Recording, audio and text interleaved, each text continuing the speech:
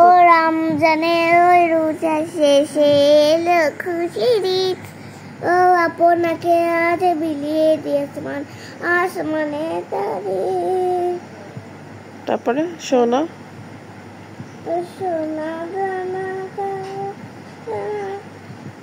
সপ্তাহে এলা তুমি সোনা দানা সপ্তাহে এলা। এটা কে লিখেছেন? কাজী নজরুল ইসলাম। আর পারো না। আরেকটা আছে না, কি? বাকি চারা তুমি পারি না।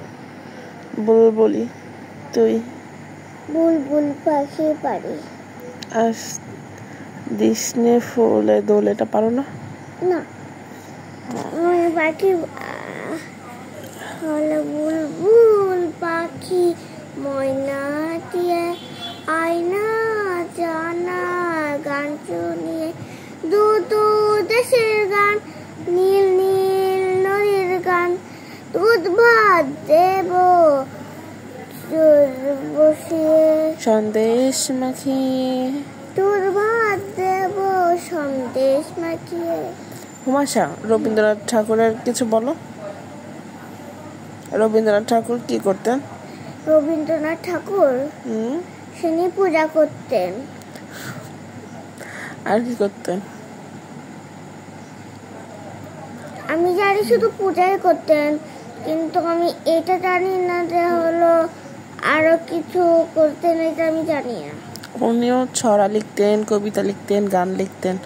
রবীন্দ্রনাথ ঠাকুরের একটা গান বলো তো।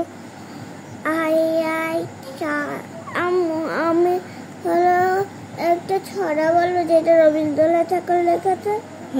মেঘের কোলে, মেঘের কোলে, মেঘের কোলে রোদ এসেছে, বাদল গেছে টুটি, আজ আমাদের ছুটি ও ভাই আজ আমাদের ছুটি, কি করি আজ ভেবে না পায়, পথ হারিয়ে কোন বনে যায়, কোন মাঠে যে ছুটে বেড়ায় সকল ছেলের জুটি।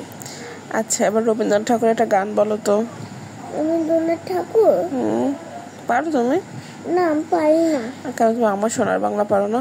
হ্যাঁ, আমি পারি তো। ওইটা রবীন্দ্রনাথ। আমার সোনার বাংলা আমি তোমায় ভালোবাসি, চিরদিন তোমার আকাশ তোমার বাতাস আমার প্রাণে,